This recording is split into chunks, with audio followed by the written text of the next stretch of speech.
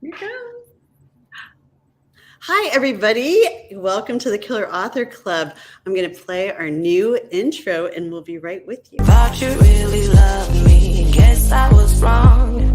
Thought you'd never leave me. Guess I was dumb. Waited like forever to be your plus one, but I guess you were done. Hi, and we're back. I love our new intro, courtesy of Killer Heather. I'm Killer Kara, and I'm here with Killer Heather, Killer Kimberly, and our special guest, who we will be introducing in just a minute. We're so happy you guys are with us. This is episode 10. I can't even believe we've had 10 episodes. I know, it's so exciting. So thank you for being with us. If you're new here, we're really excited to have you. Well, we're really excited to have you. If you're not new, we're excited anyway. But we wanted to let you know that we always have a killer cocktail and a killer giveaway during this show. And we're going to be asking a killer question that'll help you know what the answer is for a giveaway prize. So you need to pay attention. You also, it would be really helpful if you'd follow us all on Facebook, where you're hopefully streaming this, but you can also stream it on YouTube. And we are up to a whopping 57 followers on our YouTube channel. Yay! So we would love for everybody to just give us a little follow over there too. That would be awesome sauce. So the Killer Author Club happened because 10 episodes ago, we got together and decided it would be fun to talk to authors, not just about their new books out, but also about how they come up with ways to kill, who to kill, how to kill, the kind of killing questions, because we all are really seemingly nice women, but we all have a little bit of a dark side, shall we say. But anyway, we'll get to the specific question later in the episode. So thank you all for being here. And without further ado, Heather, will you introduce our special guest? Yes, I'm so thrilled to introduce Lara Bazelon. Lara is a law professor and a writer who does incredibly important work, and we'll talk a little bit more about that later. And she's also the author of the thrilling courtroom drama, A Good Mother, which was named a Library Journal Best Debut Novel of Spring and Summer in 2021. So she's also the author of the newly released nonfiction book, Ambitious Like a Mother, Why Prioritizing Your Career is Good for Your Kids, and also the author of Rectify, The Power of Restorative Justice and After Wrongful Conviction. But we're here tonight to talk about A Good Mother. And A Good Mother is the story of a woman who is accused of murdering her soldier husband when he stabbed through the heart at a U.S. Army base overseas. And there's no doubt that his wife, Luz, was the one to blame, but was it an act of self-defense? That's what this book explores. Or was it a cold-blooded murder? And then we have ambitious public defender, Abby, who's determined to win at all costs. She's also a new mother, and so she is struggling with that same idea. What does it mean to be a good mother? So she's putting her heart and soul into the case, and there's lots of twists and turns. Like I said, a thrilling courtroom drama. And Lara, we are so happy to have you here on the Killer Author Club. Thanks for being here. I'm so honored to be here. And Heather, that was a beautiful introduction. You're just a wonderfully supportive human being, an incredible author. So thank you. Yes. And so before we get into all the questions and talking about your book, we wanted to talk about your killer cocktail, because you have a mother's little helper, which sounds delicious. And I could probably use one of these right about now. But do you want to tell us, Lara, about why you chose this cocktail and where it came from?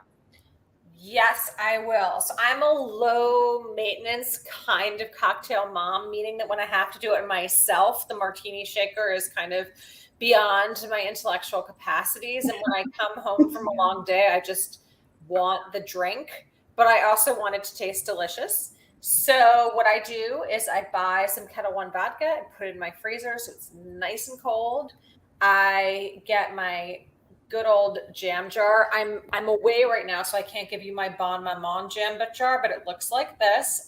Basically, put a bunch of ice cubes in.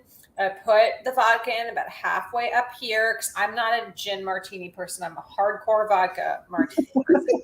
Add a little sparkling water. I like LaCroix. I use like a little flavoring, and then I pour in some nice Italian soda for some coloring and flavor.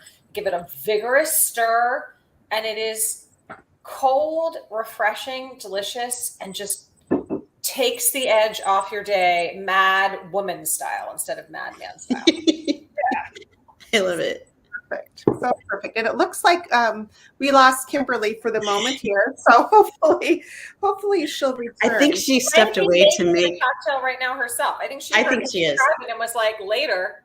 Yeah, she does this a lot. She just cocktail appears. She's out of there. I would. But yeah, so are you drinking anything tonight, Kara? Oh gosh, guess what I'm drinking, Heather? Oh, water? Wine. Nice. Love it. Me too. I'm so bad. Are you? Okay, good. Because usually, like, I don't have any of the mixings and fixings for all of that. I'm just a boring white wine drinker. But every time I like read a recipe like that, I'm like, I got to step up my game. I got to learn to do that. This one is nice and basic. It's literally built for people who are like, the martini shaker is beyond me. It's super basic. That's why I like it. And I will, if you want to like have a one-on-one tutorial with me, in a second, I will be there for you. Okay, that sounds good. I like it. And we can talk about how important it is for kids to see their moms happy and fulfilled. Yeah. The one problem with this is it could be mistaken for ice water. So when your kids are like, oh, that's my ice water, you have to really just be like fast on the draw. Take it back. Right. But it does look kind of sneaky that way. I like it. It's sneaky. Kimberly. Like, I don't know if you've ever had to have those sort of parent-teacher later in the afternoon, evening conferences, but this is fantastic because it's like ice water. Just some ice water. Yeah. Perfect. I love it. So and I think we're ready for our killer question. Hi, Kimberly. We'll let you Sorry, I don't know what happened. Poof, Kimberly is back. Funny, yeah. Anissa says, poof, Kimberly is back. Sorry, I don't know what happened. We missed you while you were gone. Oh, thank you. Yes. Sherry thought your drink was ice water as well. Totally. I know it masquerades, but this is the thing. It's like the chameleon drink, which means you can drink it, during a business meeting. It's a chameleon. You can just inject it into every social situation and there's no judgment. I like that. I know my wine is like, you can tell that's wine. Yeah. It doesn't work as well. I have wine too. Yeah. It's in a normal glass, but it's wine. Yeah, I know. We try to hide it, but we can't, Laura. It just is what it is. Oh my gosh. So did you go and make your cocktail? Is that what you're doing, Kimberly? Me? I don't know. All of a sudden I was like, wait, what's happening? And it tossed me out. I know that was back with your puppy, so that's okay. That's Yes. Yes. And she's gone. Yeah. So the killer question. So we have a new killer question today. And so that one, I don't think we have a graphic for this one because it's a special question. Okay, I didn't see one. Do we have one? Yeah, no, we don't. Okay. Right. What would you kill for? Can we ask you that, Lara? Yes. In the work that you do, can we legally ask you that? Yes, because you're not asking me about a client. You're just asking me sort of like, Lara, what would you kill for? I think I would kill for my kids. Yeah. And that's kind of the central question of the novel is like, what would you do? What would you do to be free and keep your baby safe? Like, what are you willing to risk to do that? I think a lot of mothers probably feel like there's not many situations in which they would take somebody's life, but maybe that would be the one, right? Yeah. I think so. Is that where this story came from? Was it something that you thought from your real life or from maybe your work?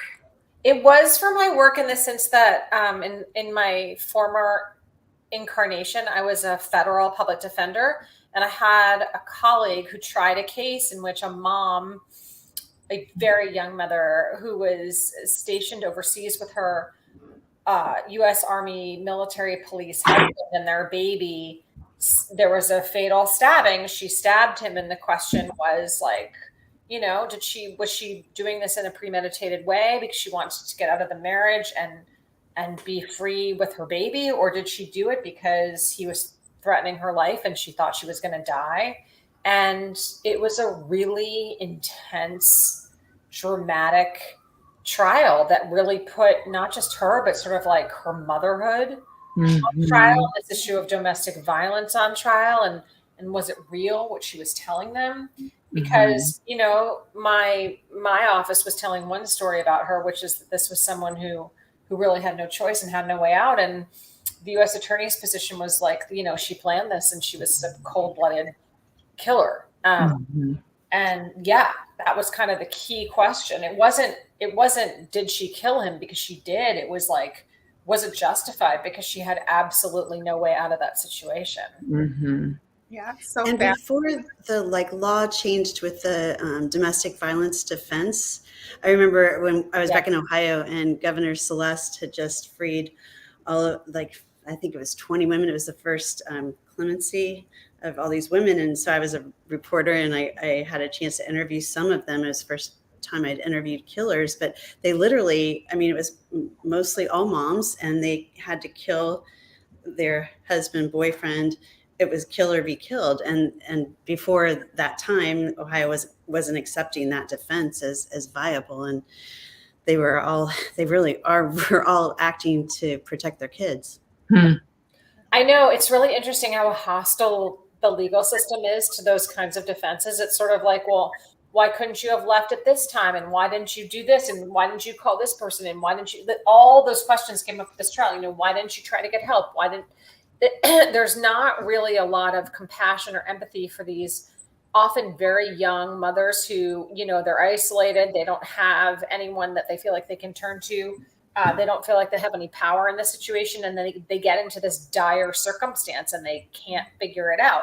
But I wanted to make it really complicated. I mean, I really wanted it up until the end to have the readers wondering, like, who is this person? Who is this mother? Because, you know, they tried their best to portray her that way, but like, was she really that person? And that was something that interested me in the trial in real life and that I was interested in exploring in the novel, especially given that by the time I sat down to write it, I was actually a parent myself. Yeah, and I just loved how, you know, you did have this very layered, complex character in Luz. You know, she's a young 19-year-old. She's in this what seemingly impossible situation, but she's not perfect. She's made mistakes and she has a temper, and you showed that. And then you know, comparing that to Abby, who seemingly is supposed to have it all together because she's this, you know, wonderful lawyer who, you know, helps the downtrodden, but she's barely keeping it together herself. So, and that theme throughout the whole book. What is a good mother? What makes a good mother? So that to me is almost a more interesting question than like, did Luz kill her husband in cold blood or in self-defense? What does it mean to be a good mother? And I really wanted to contrast the lawyer and the client. They both had these infants who were roughly the same age. And, you know, you could really make the argument that the person who was on trial for her life was the better mother, at least in the more conventional sense, that she had devoted her entire life purpose to being this child's mother. And her lawyer had cut her maternity leave drastically short and gone back and placed possibly impossible expectations on her partner in terms of what she was like expecting him to do so that she could try this case. And she took a lot of risks and made some pretty out there decisions about her own child. And I thought it would be interesting to contrast that because, as you say, Heather, like you would assume this is like a white, middle class, relatively advantaged lawyer mother who you wouldn't think would be struggling to sort of get it all together. And yet she really is in a pretty chaotic situation with her personal life and her professional life throughout the duration of the book. And she doesn't have it together at all. So well done. And the uncomplicated relationship is between her client and her baby. That's the most uncomplicated, devoted, kind of singular relationship. The most traditional mother-child relationship is that one. And yet that's the person who's on trial for their life. Right. So I know you've written some nonfiction books too. So what's easier? Which do you prefer? Do you have like a favorite? I have a favorite. I think novels are harder, to be honest, but they're my favorite because I love being able to dispense with the constraints of facts. Yeah. You know, you're stuck in nonfiction with facts. And in fiction, you can take something that's maybe inspired you. I'm sure you can all relate to this. You've had some sort of experience or vicarious situation that you've been in, and you think like, this would be amazing, but to be truly amazing, X, Y, and Z thing would have to be radically different. But because it's fiction, you have the freedom to do that. And nonfiction, you don't. You know, Right. you have what people tell you. You have what the research says. You're bound by that. And I think, to me, the creative process in writing novels is scarier because you're just out on this limb. But I prefer it because I would rather make things up. Yeah. And I think you said it before too. You said something about, you know, exploring these like ideas and thoughts and trying to figure out, you know, how you feel about an issue, right? And I think that's the fun part of writing. And you know, you don't always know going into when you sit down to write a story what it is you're trying to figure out, but you figure it out as you're writing the story, right? I think that's exactly right. And with nonfiction, you know, you sort of understand what the end is going to be, and you can't exactly control how that's, you know, you can't change the ending for the people that you're writing about. They have their lives, and you have a duty to accurately portray that. Right. And with these characters that you create, you can work your emotions and questions through them, and then they take on this different kind of existence. Yeah. Which leads to another question. So did you plot this, or are you a pantser? I tried to plot it. I'm a horrible outliner. I wish I could be really good at outlining. I always want to outline, and then the outlining process makes me kind of panicked and impatient, and then I just sort of start writing. But because I had this sort of real trial in mind, that was really, really helpful to me. I don't work things out in sort of like the before times as much as I wish I could. I want to be one of those people who sits down and has the Post-it notes and has every chapter, and I'm not that person. I'm much more a fly by the seat of the pants person. Heather and I appreciate that in a person. Kimberly's I'm the Post-it notes girl. That's about everything. Like, I just had to write something for the Atlantic, just this essay, and I was like, I'm just going to sit down, you know, it's 1,200 words. I'm going to outline it. And I didn't, you know, I was like, I'm going to read, and then I'm going to think about it. But I read like 2 things, and I just like, you know, frantically started. I don't have enough discipline to sort of sit back and like ruminate and come out with an outline and follow it. It's too hard for me. Well, I applaud the process you've got. So. Along those lines, though, how long does it take you to write a book? Because when you're pantsing, for me, I think it would take me way longer, but that's because, you know, I'm doing my thinking part and my ruminating part as I'm coming up with the outline. But yep, I want to be you. You need to be my tutor. It takes me, oh God, I mean, it takes me way too long, right? It took me about 3 years. And I mean, I was teaching full time. I was going to say, you also have a full-time job. That's the thing. I was like helping innocent people. I had other stuff going on.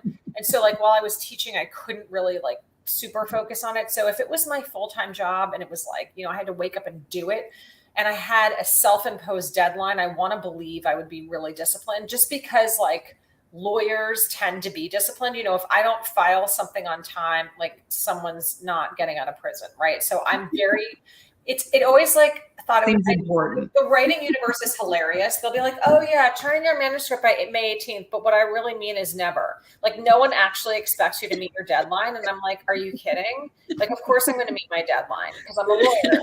So if I'm under that sort of pressure and I have a very specific deadline, I will hit it.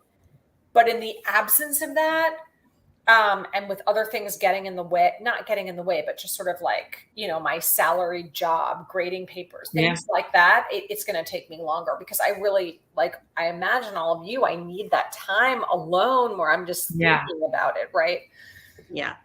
Well, and you've I'd got imagine that getting people out of prison comes first. yeah. You can just like sit. It's a great procrastination, right? I mean, one procrastination is like, I really need to clean my bathroom right now, which is one of my favorites. I'm like, I've got to clean the bathroom. So Mine's the pantry. Exactly. I've got to throw out a bunch of expired, mustard seeds. I've got to do that. But yeah, if you're like, there's this innocent person and I need to write this brief, it's a great procrastination technique. Yeah. Okay, you guys, and now I think we probably. Oh, do you have another question, Heather? Well, I just have really quick. Okay, really quick because it's almost time for the giveaway and people are excited for that. Okay. I have to know: are there really judges like the judge in A Good Mother? Okay, so Heather, he was the most realistic character of the entire book. Ah. They are nightmares. Not all of them, but the federal judges who are appointed for life are overwhelmingly white men, and that didn't change under Trump. It got worse, and they are unreal in terms of the abuse, the sexism, the racism. It's unbelievable. You couldn't possibly believe what it's like unless you've litigated in there. So yes, it's real. He was, to me, kind of the bigger villain than the actual villain in the book. Yes. I mean, he was the barrier for all the major players in the book. So excellent, so well done, and that is really scary. So I hope I never have to go in front of a judge. I got so much free therapy channeling every nasty judge I have ever appeared in front of and just making them an amalgam of that guy. It was like so much free therapy. Wow. I know, that's so fun. I love doing that with like all my exceedingly bad bosses. They all show up in every one of my things. I'm like, there's that guy. And you just take them apart and put them in a novel. And it makes you're like, it's therapy because you're like, I'm not mad anymore. Like I'm done. I turned you into this monster in my book. Now you're incarcerated in my book and I just feel powerful over you. I've done that once. It feels really good. Oh, it's so great. It feels amazing. It is. Okay, you guys, we have to get to our giveaway, even though we could I feel like we could chat with you all night actually at this point. But we've got to keep the show on the move. Okay, so here, you guys, it's time for the killer giveaway. Graphic, here we go. So someone is going to win a copy of The Good Mother, and we're going to pick from the correct answers in the next 24 hours. So make sure you're following all of us on Facebook and, of course, our ever-growing YouTube channel to win. Okay, so I'm sure you guys might have gotten this answer already, but the question is, besides being an author, what is Lara's other profession? So good luck, everybody, if you're listening. And don't cheat and copy the person's guess ahead of you, because sometimes people are wrong. I saw that happening like 2 weeks ago. But I mean, sometimes they're right, too. So anyway, good luck, everybody. Yes, and you also need to be following all of us, right, to be eligible. So make sure to follow all of our Facebooks. And we have someone who checks on that, and it's not even one of us. It's a dog world out there. Yes. Yes. So, and every week we do we feature an indie bookseller. So the independent booksellers, we love and adore them. And we always ask our guest author to choose their favorite or their local. And so Lara has chosen Booksmith, which is in San Francisco's historic Haight-Ashbury neighborhood. So check out their websites. We're going to drop it in the comments. They have a newsletter. They have events. If you live in the neighborhood, they sell gift certificates. They have lots of book recommendations and even a mystery book box. So definitely check them out. Swing by if you're in the neighborhood. And like I said, I'm going to drop the comment or the link in the comments right now. They're amazing. Say hi to Evan in Camden. It's the most beautiful space. It's light-filled. People are lovely. I encourage people in SF to drop by. Love it. Awesome. Wonderful. And so now I think this brings us to our part of our episode where we bequeath you, Lara, with this lovely badge. I love it. Yes. Badge. And so the expectation is that you print this out, cut it out, and then just wear it for the next week or so. Or you can just put it on your desk or something. Can I put it over my heart?